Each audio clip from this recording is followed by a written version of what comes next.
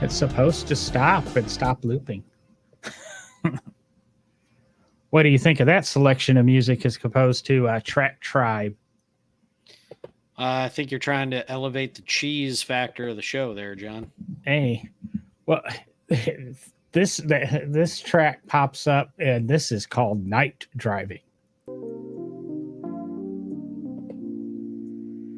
That music is called. Oh, this is Night Driving.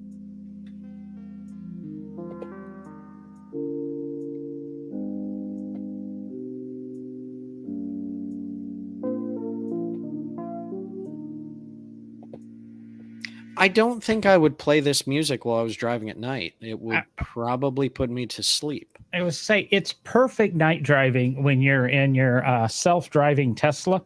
So, okay, yes, I'll give. If you're in an autonomous vehicle and you want to take a nap, go ahead and play that. Wow, that got autonomous vehicle right on our closed captioning. Boy, kind of cool. I don't know. Do I want that picture tonight or do I want the big picture? Autonomous or anonymous? I don't know. I'd have to back up. Oh, okay. So how's it going, John? Actually, it spelled both of those words right when you asked that question. Rock on. How's it going? Oh, I can't complain. Another what? I don't know. I haven't even looked. Probably 1,000 miles over the last 3 days. All I do is drive and drive.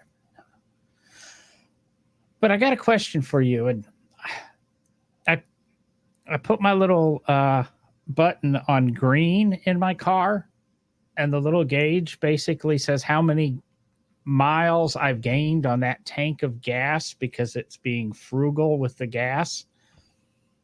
Do you believe that?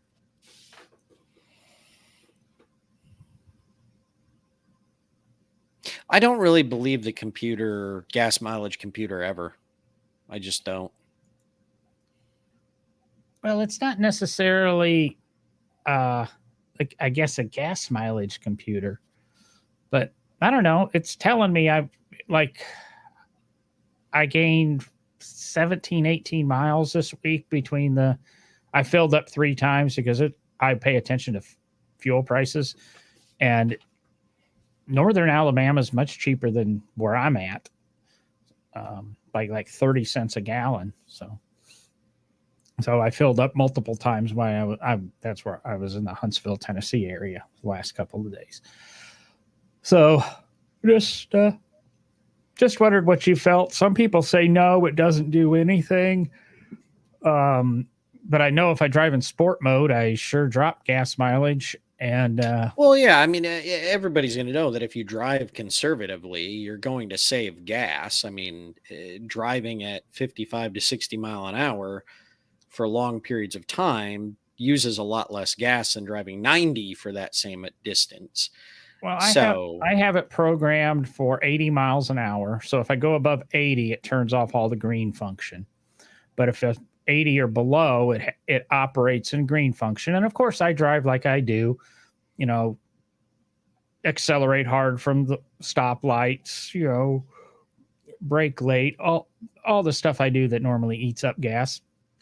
But the green mode, I can tell the throttle response is a little slower, which is actually scary sometimes.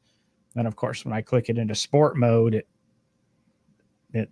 really livens up a little bit. But that's neither here nor there. What do we got here for? We've got Jason and Toby out there. Pastel yellow. Wow, bringing in the paint color while he's griping about trying to put in new points. Well, that's a problem. You're trying to put points on a VW. I mean, I know it's just not fun. It's a bitch to get to that distributor behind the radiator and those things.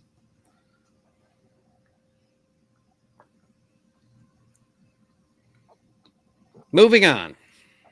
Soft pastel yellow color. Mm-hmm. I'm on beer break. Hey, I think John's on a beer break too. Well, wherever my camera is, I'm on a beer break. Look at that. The invisible bottle. Genius using Rolling Rock. Yeah. Let me use a green bottle. Well, I actually went to pour it in my iced beer glass, but it looks like I forgot to put the glass back in the freezer when I washed it the last time. But we shouldn't be talking about drinking and drinking with literally a glass in a what was that car type show. We But weren't. We were talking about the green color of the bottle, John. but this is a discussion about color. That's why we're talking about the green color. Yes.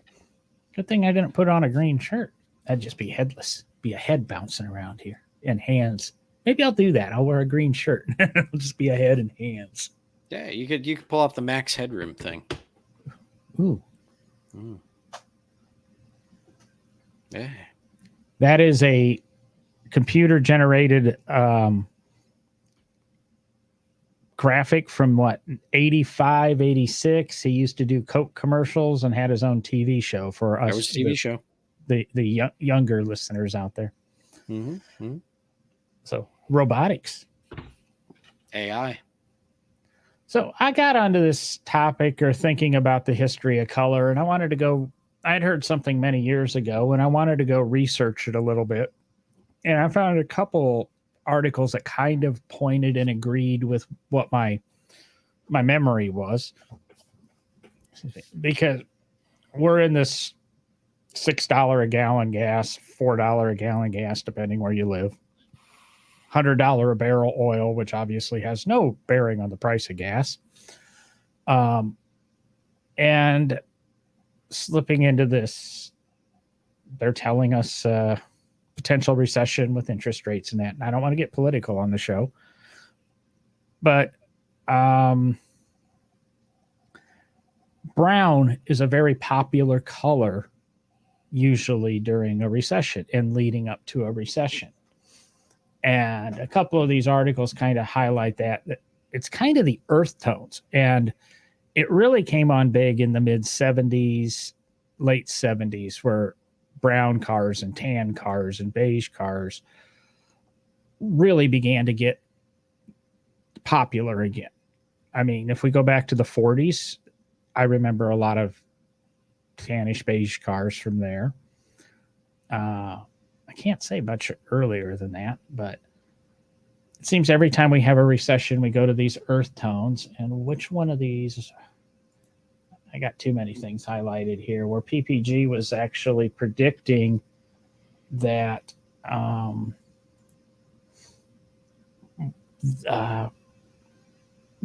Browns are going to start making a comeback. And they started to predict that about 2 years ago. And they started to see the trends that those Browns were coming back. And here we are 2 years later, and there's, that's what got me on this topic of discussing color. And then some of the research I came across just totally contradicts what you get told at the car dealerships and that. But what's your thoughts? It's that's how I got on this topic of color and wanted to go down this road. Well, I mean, obviously, color is an interesting part of automotive history, and the color cars are painted in different decades, different generations, whatever you want to say, can be a direct reflection. Reflection. Yeah, if you get a good paint job, of whatever's going on in society and culture at the time. So we see it after World War I and World War II, where brighter colors start showing up on cars because we're in this happy-go-lucky feeling, in society and culture, especially in America, right? I mean, after World War II, we get into the 1950s and we see the pastel craze because everybody's life's great, life's good, the war is over, the economy's doing pretty good, everything's going Pleasantville. We moved from black and white of the war to this amazing world of color, and the same thing happens in the 20s after World War I. You start seeing some colors, but So there's that direct tie to the history of the automobile and culture and society, but I also find paint extremely interesting due to just the conservation in transportation collections and understanding paint history and the paint techniques that were used through the different generations, uh, and understanding all of that, because as we, in the museum field, as we conserve cars and preserve them, we have to understand the paints and what's happening to them and all of that. So anytime anytime we talk about paint and color, I'm happy, John. I don't care if it's Well, brown and black. I'll still be happy. well, you don't think, that you were talking, say, after World War One, cars became brighter and colors started to appear a lot more. Henry Ford by then was painting cars in multiple colors again. Well, let's not say that though, because don't forget that the late 1800s and early 1900s, the paint was not as good, but they had some bright colors. Well, we I were mean, going to get there to are some intensely bright yellows, things like that early on. But stay focused on the decades that we're at, and we're going to get back to that. no, I'm But working on my ADHD, John. oh, yeah, I took my Adderall a little bit late today, so I'm going to be very productive till about 3 in the morning. But in the 20s, didn't we started to develop the bright color paints, and that uh, Duco paint debuted in 23, and the colors actually lasted. Uh, the colors before that kind of had a tendency to fade. I mean, it's just the paint technology got better, and by the end of World War II, we started to go back to bright colors, but metallics were just slowly being introduced. And American metallics used aluminum flakes, and European metallics used fish scales. Did they not? Can't remember what the fish was. Yeah, the earliest metallic paints tended to be fish scale, and I think it was it. I want to say it was herring scales. I think it was that, but it was ridiculous. It was like 30 or 40,000 scales to make a I think it was 30 to 40,000 fish, 30 to 40,000 herrings to make try to a find certain that. amount, a certain amount of paint, metallic paint. That's the bold and bright days that you were just talking about. Peacetime, wartime. We get colors. There's Duco. Yes, Um, 30 to it took on average 30 to 40,000 herring to create 1 kilo of paint. So 1 kilogram of paint. and I wonder what that translates to. A cup, No, I hope not. 2.5 pounds of paint. That's really not a lot. Probably not. Probably not. Toby says fish scales. We used to save them off the fish pump and sell them to the Hmm. paint companies. I mean, I knew Toby was old, but I didn't know he was that old. I'll say, hi, Dana. We haven't heard from you in a couple of weeks. Guess Jason, I'm not going to accuse him of anything. No. See here. So where were we on paint? So we got metallics coming out. Where were we headed with that, John? Well, I was just talking, you were talking that the vibrant colors appeared after the wars, but like all innovations and such,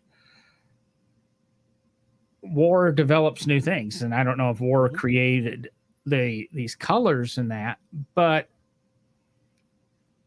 just again, after World War One, bright colors came about that lasted. After World War II, more bright colors came about because of, like I said, the metallics and some changes in paint formulations and uh, applications. And then go back to the 20s.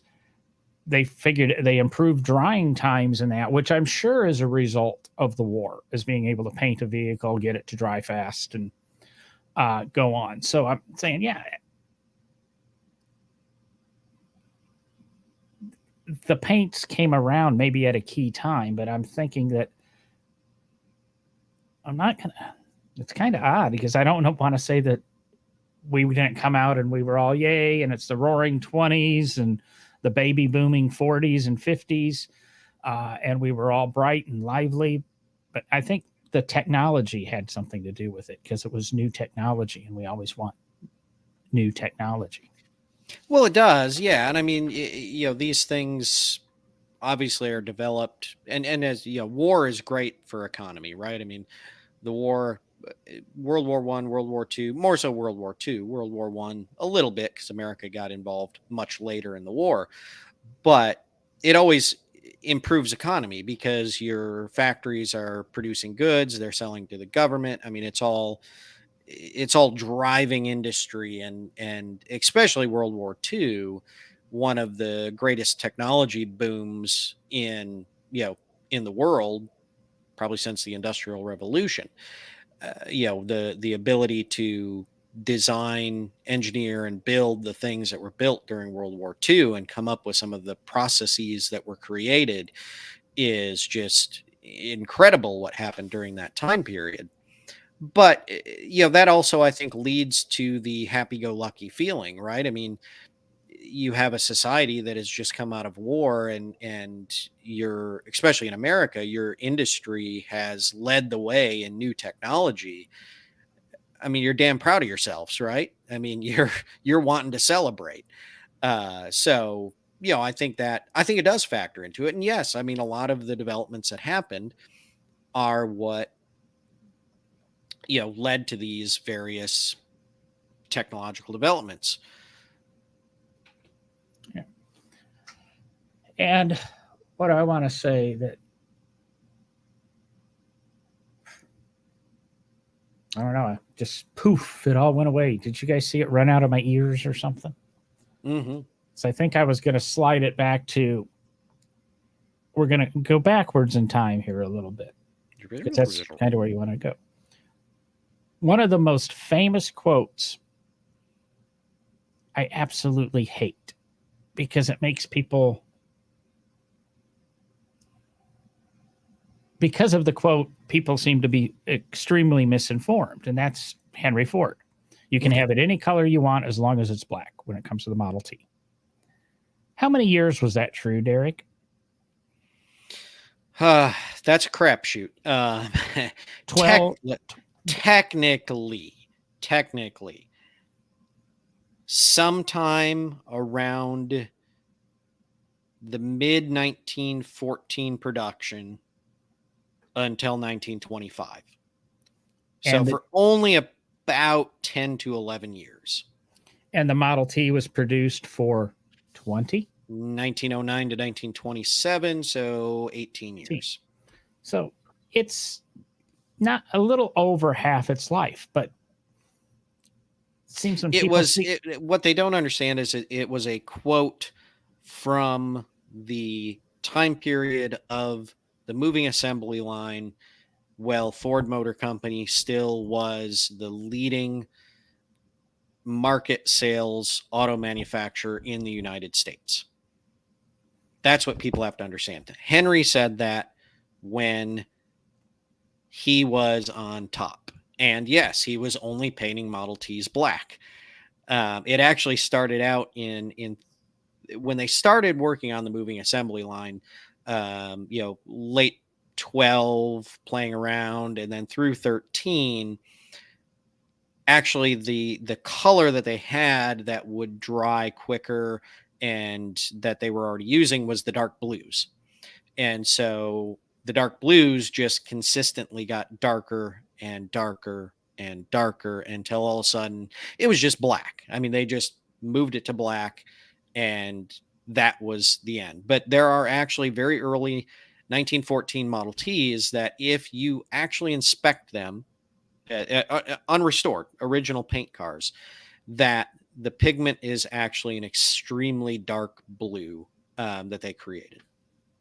Yeah. And by the time they went to the black, if I'm correct, it sort of became more of a little bit asphalt-based paint because it dried quicker. And that was the whole thing, is to turn cars. And again, technology. It was the drying time. That's why it was only available in black. he wouldn't have cared. Model Ts could have been bright yellow if you could have got the damn paint to dry in, the same amount of time or less. So Yeah. And in reality, the dry time was only a little bit, it wasn't that much of a window shorter, but it was just shorter. It was quicker to dry, slightly quicker to dry, but the big thing was you didn't have to stop the assembly line. You didn't have to, even today. Well, today they're getting to a point where they can do it a lot easier, but back then, if you were doing all your touring car bodies in red, well, you had to send a batch of touring cars in red through the paint line. And then if the runabout was coming through and that was going to be green, well, we got to stop and we got to change all the equipment out to spray green, and we got to reload everything to green. And there was also the downtime of changeovers. And that's something we don't have today, because the new paint systems in factories today, they have multiple paint guns. They have robots that just switch out at, the moment's notice. You can send the new paint shop at the Corvette plant. I got the opportunity to see that, and they don't have to do cars anymore in, oh, here's 5 blue ones, here's 5 white ones, here's 5, bodies in these colors. They can switch every car to a different color because of the way the new systems work. Back then, no, you had to shut down the line. You had to switch everything out in the paint system and then keep moving. And in the earliest days in 09 and through say 12, the bodies had to sit and dry. They had to paint them and then put them up. Highland Park, fantastic facility, but there literally was one level that was just the body storage for the bodies as they were drying. So I'm going to slide it back a little bit more to where you wanted to, and go 1900 or so. Even prior to that, bright colors were in. Mm-hmm. Only lasted a year or two before they would fade or something. But then again, cars were toys for the rich, so they would just repaint them. They weren't practical everyday devices. Literally, they were toys. And it just, as technology went along, we got a little bit better. Bright colors, fabulous colors. I want to jump up now. I want to jump 50 years into the future, but before go ahead and talk about 1900s there, Derek. Yeah, before that, and anybody that is a student of history, all you have to do is think back to look at the items they have pulled out of the Egyptian tombs around the pyramids, and the things that have been sealed up inside those tombs, and the bright colors. Humankind has been playing with pigment and creating color since the days of the cavemen, and we are enthralled by color. It's a uses one of our most important senses, which is vision, and helps us to understand things. And that's, a lot of people think that, and probably because of the Model T, that all antique cars were, dark colors. They had dark black and dark black. Wow. They had black and they had dark blue, and, everything was just dark. And even some of the early Ford cars that were red, okay, they were a red color. Everybody knows they were red. There are Ford early, talking about 1903 Model A's, things like that people have painted almost a deep maroon color, and it's red. And there was one that was this dark of a color back in the 1960s. It had to be the original color. Yeah, but you have to understand the paints of that time aged. They darkened, they yellowed. So a bright red, after being exposed to UV and oxidation, becomes a maroon color, because they didn't have the protective clear coats and the different products that we have now to preserve those colors. They were using essentially the same processes that, I mean, on carriages and automobiles that you would have seen used on beautifully painted wood furniture inside a house. And of course, that wood furniture is going to stay beautiful as long painted, the painted portions, so long as it's not sitting in front of a window where UV is coming in.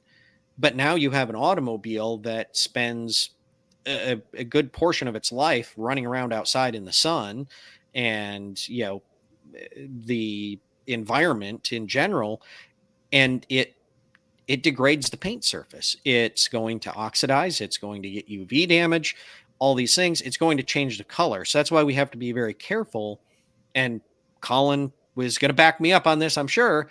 When we're studying early automobiles or early carriages or anything, and we're looking at original paint, we have to factor in the age to that paint, the oxidation, the UV damage. And there's actually some of the big car or big paint companies, and I know Sherwin-Williams has done this in the past on cars, because I know one of the cars that was restored and used the process.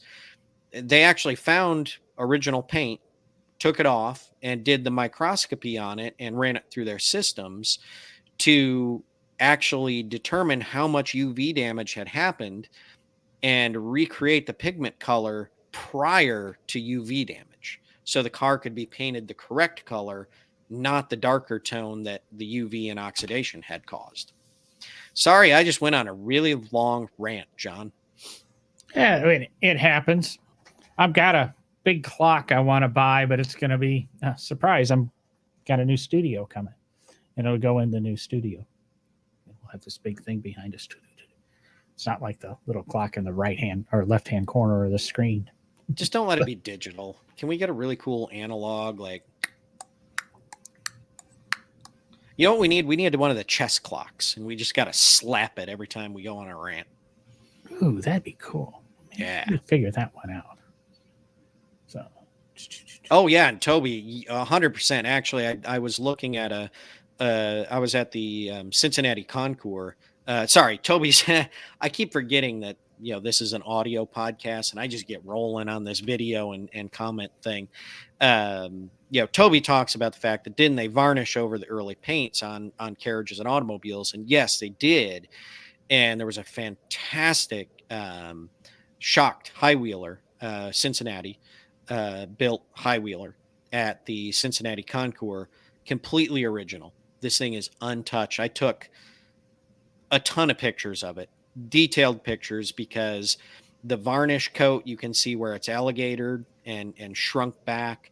And then the big thing is, and some of the ways cars are restored today is inaccurate. Those cars had a lot of, it might be a red. This was in fact a red car with very thick black highlighting on the body beads, and then actually a yellowish gold pinstripe. And some restorers would tape off where the black's going to go. They'll paint the red, then they'll take off and they'll paint the black. This one, you could see where the black had shrunk back with the varnish, and you saw the original red coat underneath. And I mean, it's those details that help us understand how the cars were built and designed and painted over time. So I took a ton of pictures of that. And if I would actually be on the ball and send these pictures to John when I know I'm going to talk about them, he'd be able to put them up on the screen. Yeah, and I'm sitting here going, we're talking about paints and that, and unfortunately, I still have your book here I got to send you before we talk about the car and carriage caravan museum. But they have a car there. It's a 25 Rolls Royce that was ordered by Rudolph Valentino. And you look at it, and it looks like the paint's just cracked and split, and like, what the heck? But it was intentionally done like that. I guess Valentino may have passed away before the car was ever delivered to him. But it looks alligatored. And the idea was to make it kind of look like a leather-covered steel body. And we always have been trying to do crazy stuff with paints. Different things, different graphics. I hate the fact that two-tone paints have pretty much disappeared. I think it was nice to have it. My F-150 was a two-tone truck, and that's about the only place you ever see two-tone anymore. Excuse me. But throughout history, up until, I don't want to say recent, but the last 20 years or so, I think we have been exciting with our colors. Look at the colors Chrysler offered in the early 70s. The Ford colors. You got grabber blue, and you've got I can't think of the purple color that Chrysler called their purple. But and now we've come to, and Jason asked a little bit ago, Plum Crazy, is that the one you're looking yeah, for? that's it, Plum Crazy. Yep. Jason asked a little bit ago, why are all Teslas white? My question is, why are damn near all cars white? 29% of the cars sold in 2018 in the US were white. I can tell you why. 2019, 28% of them were. Worldwide, 39% of the cars were painted white. I can tell you why. Well, there's one reason, but go ahead. What's your reason? You seem excited to talk about that reason. Has anybody gone outside and gotten in their car over the last week? Especially if it's a black one or a dark colored one? You might as well just step inside your oven. Yeah, but have you ever driven a white car with a lot of snow around you where it just kind of disappears? No, but I grew up in Michigan, and yes, that is very true, because all the white cars, you always disappeared, and you always had to look a lot harder in the winter to make sure you weren't pulling out in front of someone. When my dad started buying corporate vehicles for his business, he loved fire engine red, big Dodge four-wheel drive pickup, bright red, vans, bright red, to the point Chrysler did it until 1984. It ended in 1984. And I think one of the last vehicles they did was a Dodge 600 ES turbo convertible. They painted for a lady, and they painted it plum crazy. They would pull your car off the line if you wanted to for a slight upcharge and paint it. And my dad would have them pull, if I remember correctly, now, that's years ago. If I remember correctly, I know it was 83 Dodge van was pulled off the line and painted red. And when he went and got an 85, they wouldn't do that anymore. And he had to go to white vehicles. But it, I forgot where I was going with that. Nope. Jeez, it's not a very good night for my memory. It might be that Adderall. Terrible. I should be staying focused on this stuff. Well, but if you can access your your email account, John, I sent a couple pictures over of that paint surface.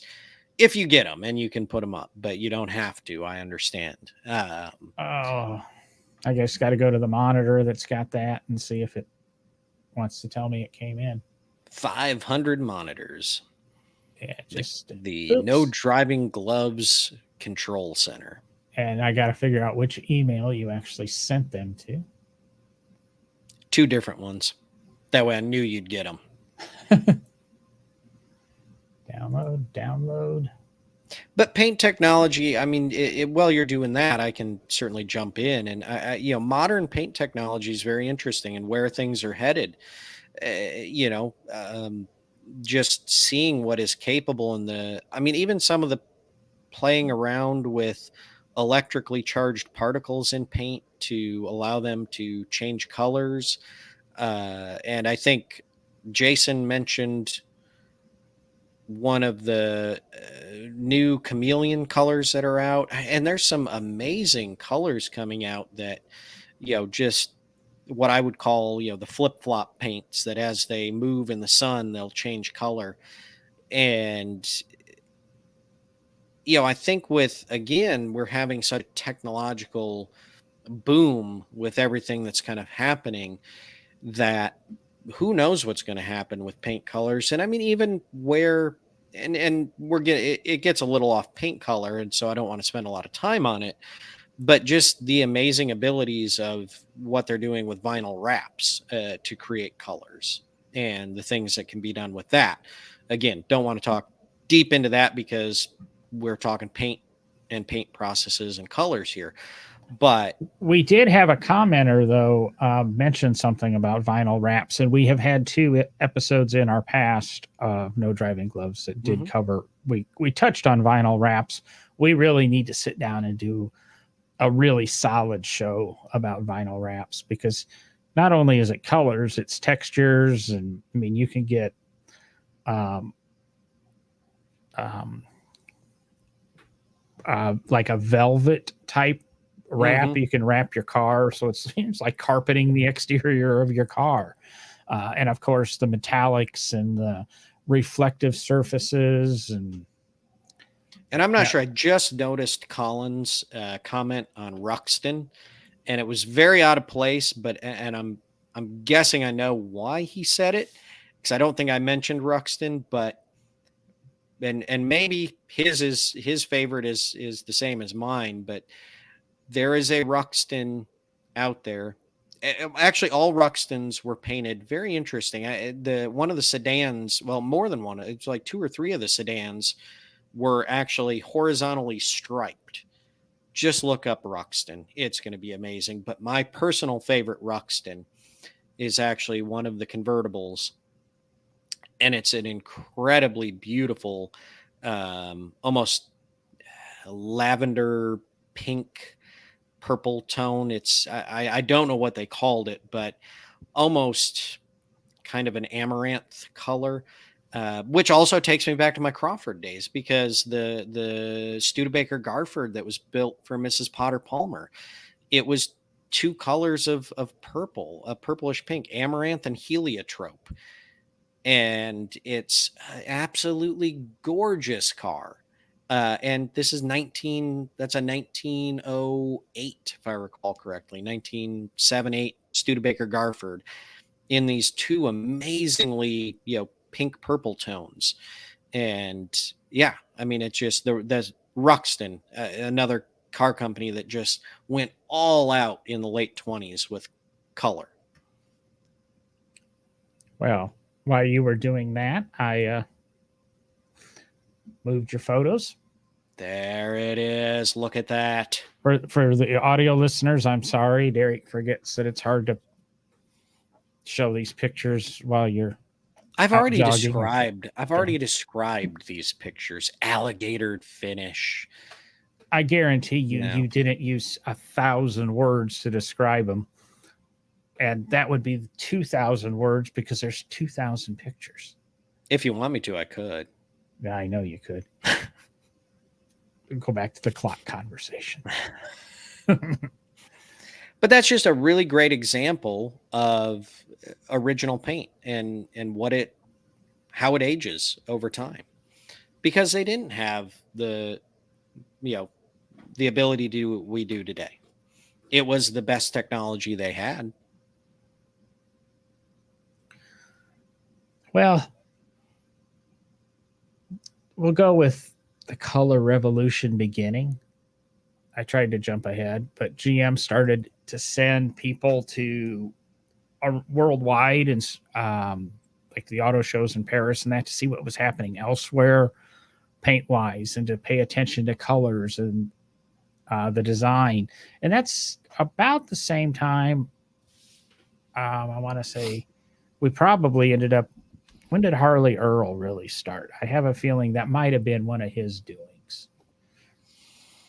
But when did Harley Earl start? What do you mean by when did he start? I mean, he started in the early 1900s with his dad at the Earl Automobile Works. Well, I mean, kind of his influence in design with GM, and he started to take his solid position with them. Well, that was 1927, 28.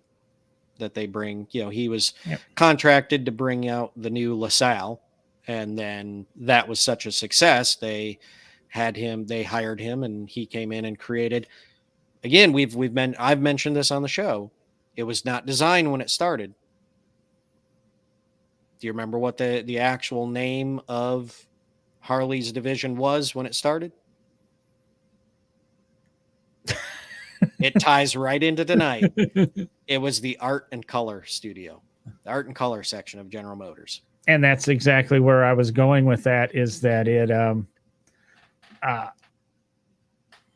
it's where, I guess, probably where they started to realize the colors and things coming out and changes, and these panels started to influence car colors and that. And then by the time the 50s hit, cars were colorful. You still had your blacks, but I'm trying to think. And I know the Chrysler 300C was white. But it seems that there were so many. It doesn't seem like we had the propensity to have white cars. We had some silvers, and we had some blacks, and we had whites, and we had reds, and we had yellows, and we had blues, and it was a nice gambit. It wasn't this 40% white or 30% white, which I also will say leans to corporate vehicle purchases. A lot of corporate vehicles get purchased white, and that helps bump that number up a little bit. But then black and gray, follow next. And here I am talking, and I have a white silver car, which is actually a paint color. Kind of looks like reminds me of the pearl that Lexus used on the original LS 400s. But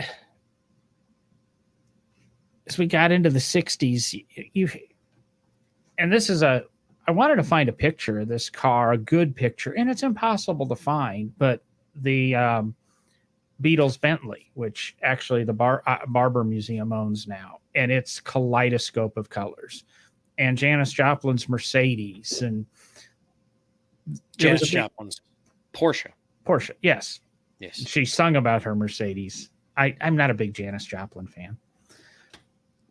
It's, but I think the 60s were exciting, and then we hit the gas recession and we went dull again. And I don't know if we've ever completely come out of it. But was it Toby who mentioned way early in the comments that his dad sold GMs from like 62 to 70, and the brown cars never sold? Well, he was just selling them too early. Come back in 75, 77, they'll start to move. Then I don't know how I want to. And I was guilty of this. There's this new color out, and I don't understand it. It's definitely earth tone. I call it putty. Former host Sean commented back to me this morning on my personal Facebook page. He calls it clear-coated primer. Yep. And I almost bought a Ford truck in 17, maybe it was 18. And it was the first time I ever saw that color. And I go, ooh, this is neat. There's not going to be a lot of them because it's kind of an ugly color. Now it seems that's the only color Kia wants to paint a car. Hyundai wants to paint a car. Now, is this the more cream yellow toned primer, or is this the gray primer one? Because there's both. There's the kind of cream yellowish that looks like your cream yellow high build primers, or there's also the gray that is out there. So I know what I call it. I would say it's more the gray. It's the putty color. And okay. Yep. Brandy and I talk about it all the time. We see it all the time. And how the hell did this become a popular color? It was ugly when I first saw it. And well, I think what people like about it, and one of the things I like about those colors that are coming out, is they're non-metallic. They're a solid color that has no travel to it. Okay, and that's typically the term that's used with metallics, is the travel of the metallic and what it does to the paint. And it's, to me, it's going back to the mid, really kind of the mid and late 30s, when we had like your gunmetal grays and things like that were just a solid tone gray. There was no metallic, there was no anything else to it, but it just became this solid color that actually looked pretty good. It when I've really got thinking about it, Hyundai was one of the, actually I think Hyundai was the first major manufacturer to come out with a matte finish car. That was on the Velociter, and I think you could get a matte blue and a matte gray. Um, and there was all kinds of washing instructions and disclaimers that you had to sign. Supposedly, I don't know where that really went, but that's what these colors remind me of. Is like you said, there is no depth to them; it just is there, and it, I think that's what it is. Is it's the people's love of matte cars, but an ability to wash and wax them. And can't we get another decent car, something out there? Because what surprised me in doing some research for this show is they say that resale values of vehicles in the rarer colors are actually worth more. Trying to find that breakdown that I had. So does that mean that my 2019 Malibu in shadow gray metallic is going to be worth more? Huh? No, I think that would be one of the least valuable.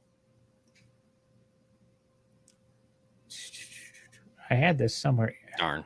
There we go. No. Let's see if I can make this big enough that my old eyes can read.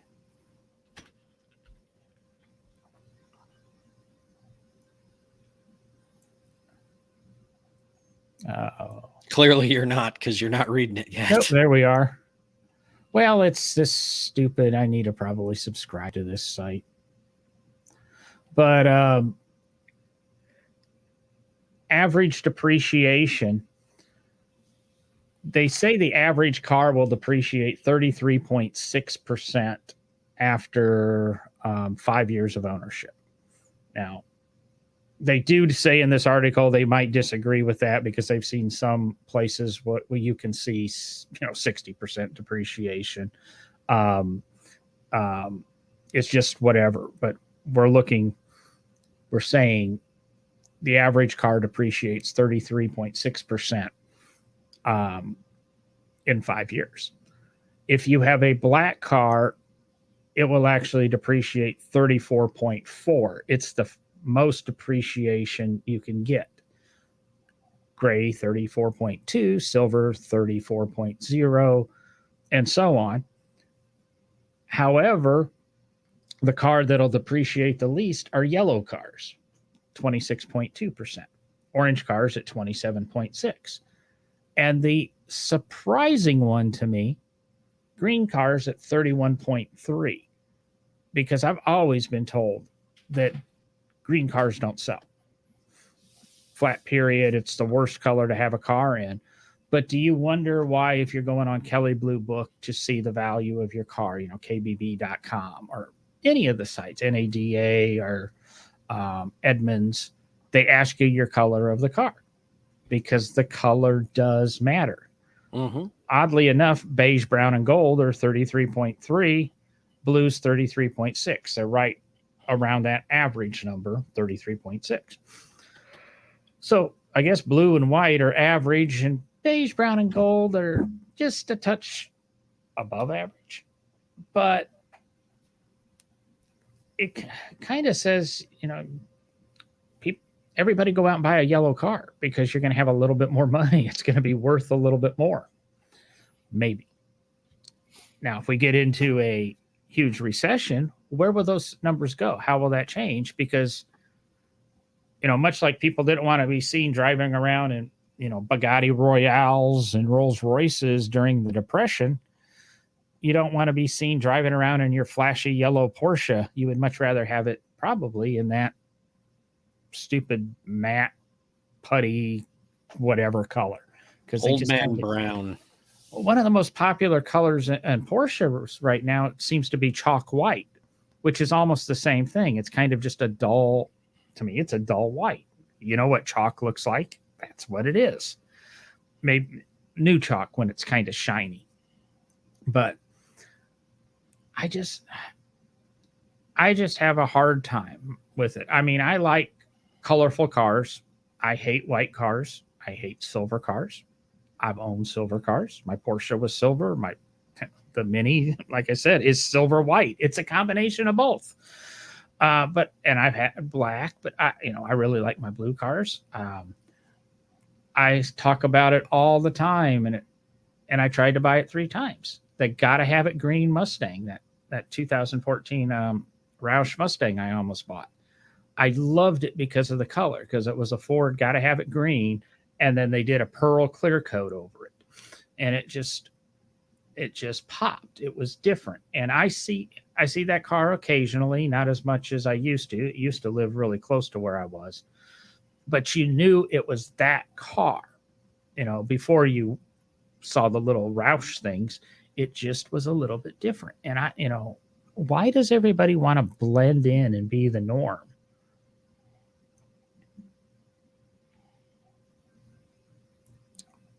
I was kind of letting you have a chance. Well, yeah, I mean, you touched on it, right? Because it's that same mentality of the depression and things like that, where you didn't want to be seen in a high end automobile, or especially a town car with your chauffeur driving. Right now with the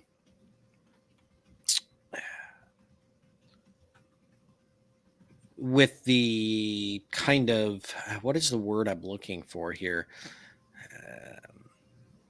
With the kind of extreme range of economic standing in our country right now, from the 1%, the wealthiest elite of this country, to the growing number of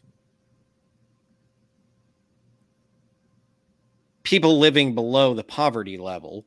I'm trying to not get too political here, honestly. I'm not.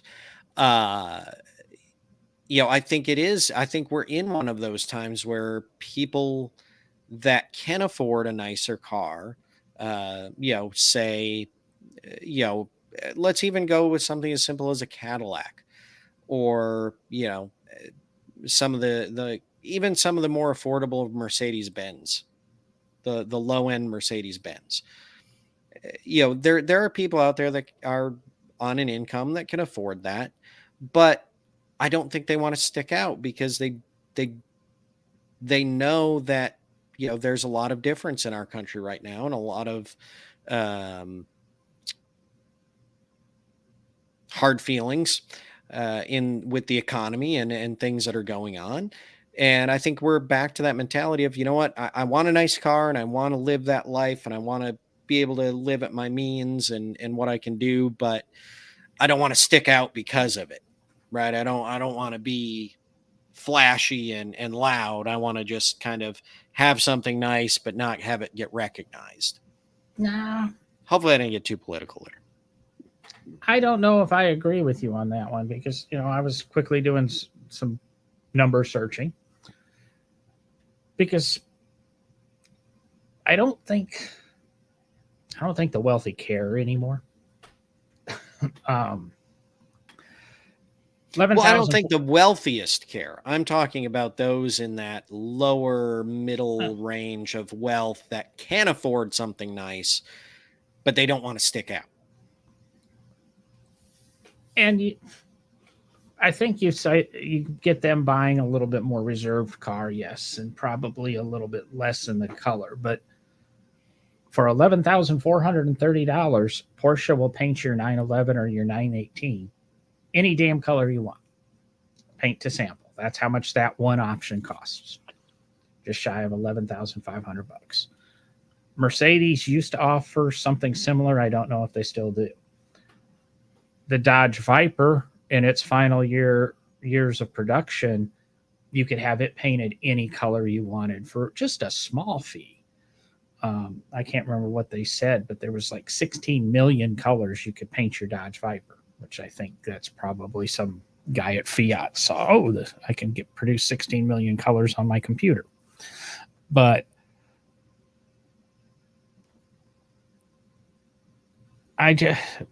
there are people out there that want that color and to stand out. And I always say that's why damn near every Lamborghini you see is bright orange or bright green or bright blue or bright yellow.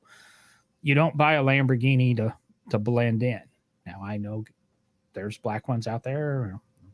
Used to know a guy that owned 2 black Lamborghinis, identical, so that when one was in for service, he could drive the other one, whatever. But there's some white ones and things like that. But when you're buying a Lamborghini, you want it to stick out. When you buy a Ferrari, I don't think red's an in color for Ferrari anymore. It's still a traditional Ferrari color. Look at the new C8 Corvette. How many colors is that offered in right now? Ooh. Good question, because they would have changed it up for 2023 model year. But let's see here. Was it maybe about 8 to 10? Jason's probably going to jump in and know the answer right away.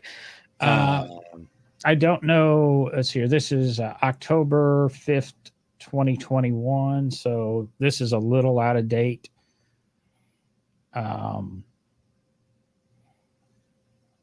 Try this. Let me try this link first.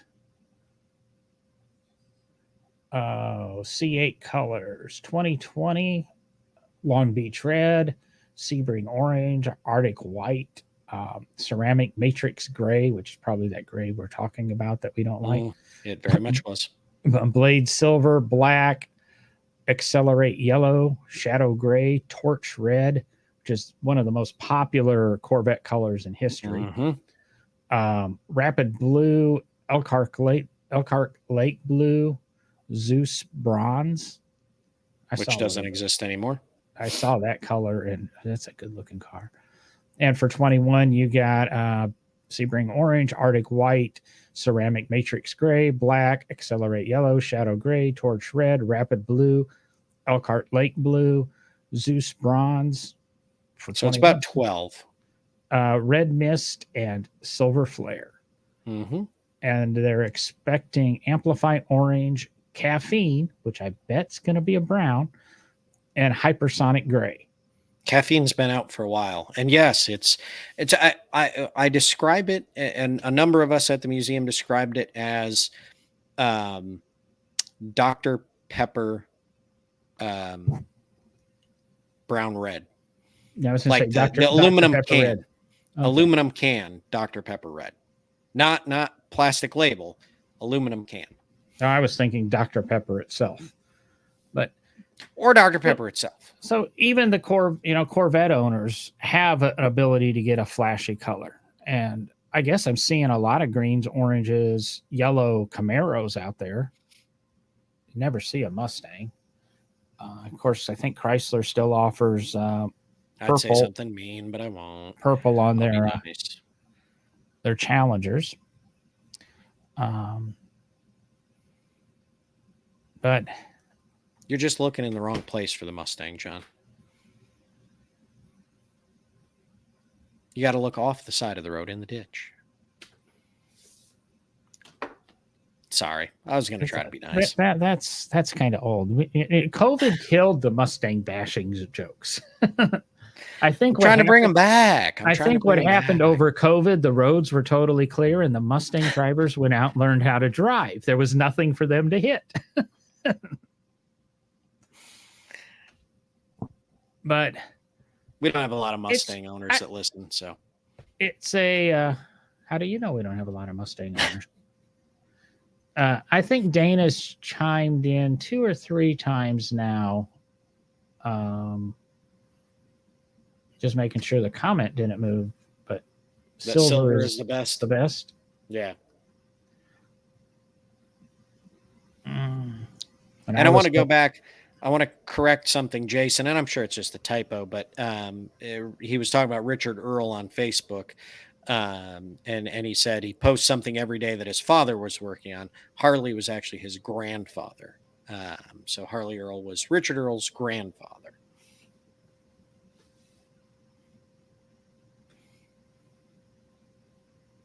Details. Kind of Hey, important details. I think Toby stopped drinking and he got the points adjusted on the VW. Well, look at that. What a great way to end the show. Now, I was going to say Dana there with the silver with tinted windows.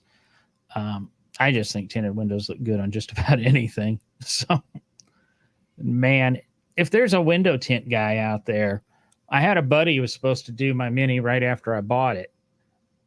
Still not done. I need to get those things tinted because that's like Derek was saying. We've swung around to the beginning of the show with points on the VW, and then kind of early on in the show where we were talking white colors. My car gets so damn hot during the day. I